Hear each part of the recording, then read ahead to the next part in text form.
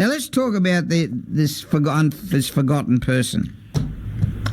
Yeah, like I was saying, this is a story from the Torres Strait, where I've been the last couple of weeks raising money for charity drug arm. And sorry, I couldn't get online last night. I was actually on a boat halfway between Torres Strait and Cape York. No excuse. I was out there, no reception. No excuse, but it was such an adventure up there. And in fact, did you know that in the Second World War, Horn Island in the Torres Strait was the second most bombed place in Australia after Darwin? Is that? I didn't know that. Horn Island.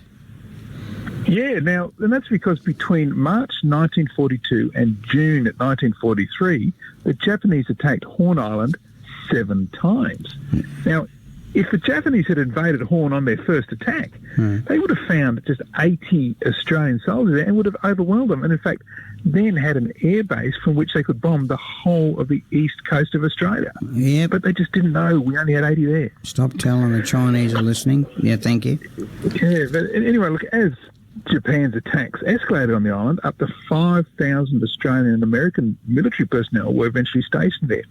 Horn Island was Australia's last line of defence, but very few people even know about it. And the men who served there said they felt like they were Australia's forgotten garrison. Now, almost 1 million Australians served in the Second World War. 690 enlisted in the regular army in the Torres Strait.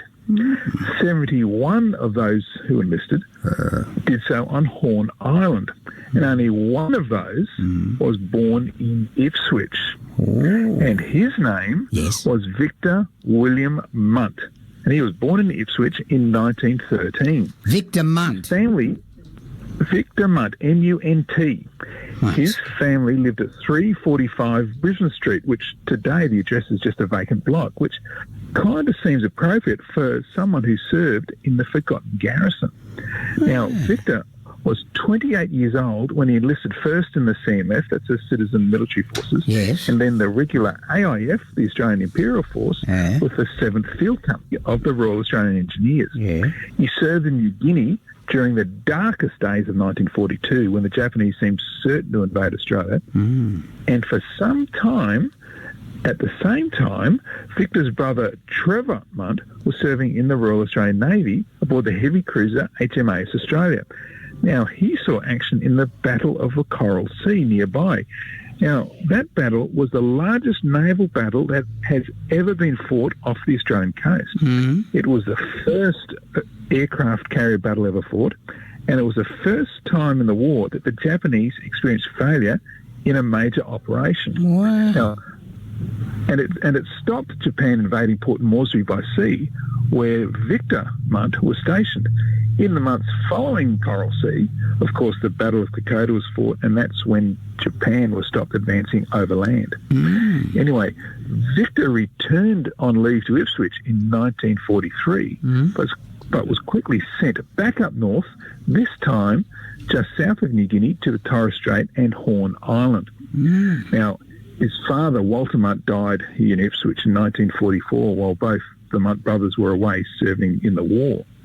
Now, when the war was over, Trevor Munt, who had served in the Navy, he was killed in a hit-and-run accident while hitchhiking home on the same day that he was discharged. Oh, wow.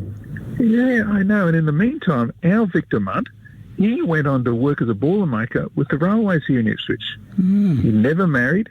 He died in Ipswich in 1989, and he's buried at Ipswich Cemetery, although there's no acknowledgement that he served in Australia's most northerly and last line of defence. Now, when I was up on Horn Island, I explored the old-time, the old wartime lookouts and gun emplacements, and they're actually still there. One of them was on the tip of the island to the east of the airstrip, and it was there that I found 2 .50 caliber bullet shells that had been fired during the war. Now, based on where I found them, they may well have been fired at the Japanese Zeros as they swept in across the island in one of their 7 bombing raids attacking the airstrip.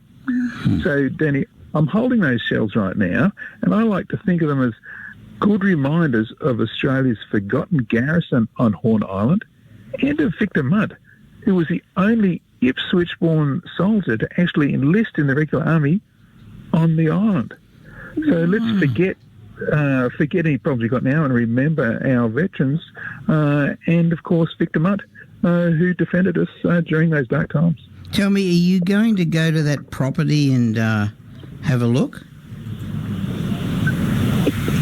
What, the vacant the vacant lot, yeah, and get the old thing out and... Well, I'll have to get permission from the owners, of course, but yeah, look, I'll be popping along there if I can track down the owners, get permission to go on with the metal detector and see if there's any Mutt relics there as well. It's a wonderful story, and it's sad how we forget people, isn't it, who've contributed, who put his life on the line, and nobody cares. And in fact, we've forgotten 5,000 people because they served up on that island, which, like I say, that was the second most bombed place in Australia during the war, and no one's heard about it. Well, there you go. How do we find out about this story and other great stories? Yes, go online to historyouthere.com. I'll have photos. I'll have the family photos on there from the Mutt family, and importantly, these two shells that are relics from the Second World War defence of Australia. That was and that always will be the man that knows more about Ipswich than Ipswich knows about Ipswich. He is Harold the H. Oh, hang on. All right. Right here, historyouthere.com. Check it out. Thanks a lot, Harold. We'll talk to you next week on West Bremer Radio at 8:22.